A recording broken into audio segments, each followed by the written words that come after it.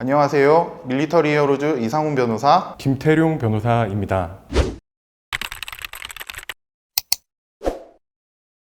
저희는 2018년부터 육군과 해군에서 3년간의 군복무를 마치고 대위로 전역하였습니다. 저희는 복무 중에 군검사 업무, 국선변호 업무, 송무 업무, 징계 업무 등 다양한 업무를 수행하고 올해 21년 전역하여 현재 법무법인 YK에서 재직하고 있습니다. 오늘은 일반 형법과 군형법에서의 폭행이 어떻게 다른지에 대해서 설명드리고자 합니다. 먼저 일반 폭행 사건의 경우에는 폭행죄에 관한 형법 제260조 사망에 따라서 피해자의 명시한 의사에 반하여는 공소를 제기할 수 없기 때문에 쉽게 말해 가해자와 피해자가 합의를 하게 되면 가해자가 더 이상 처벌받지 않게 될 가능성이 높습니다. 실제로 우리 군형법 제60조의 6은 폭행죄에 관한 특례를 두고 있습니다.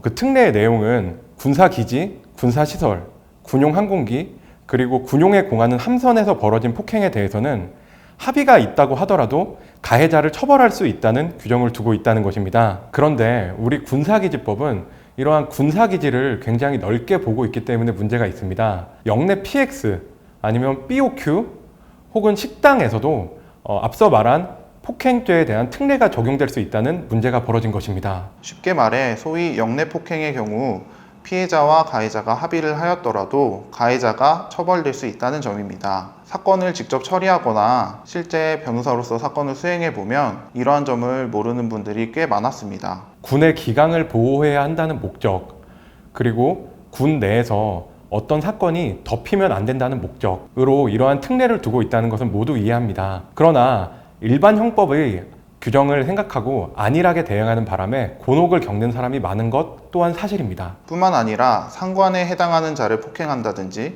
경계를 서고 있는 초병을 폭행한다든지 직무 수행 중인 군인을 폭행하는 경우에는 단순 형법상 폭행죄가 적용되는 것이 아니라 군형법상 상관 폭행, 초병 폭행, 직무 수행 등 군인 폭행죄가 적용되어 더욱 무겁게 처벌되고 있습니다. 어떠한 형태로든 타인을 폭행하지 않는 것이 최선입니다. 그러나 만약 타인을 폭행했다면 안일하게 생각하지 말고 전문가의 도움을 받는 것이 차선이라고 할 것입니다. 지금까지 형법과 군형법의 폭행 사건의 차이점에 대해서 알아보았습니다. 밀리터리 히어로즈 이상훈 김태룡 변호사였습니다. 감사합니다.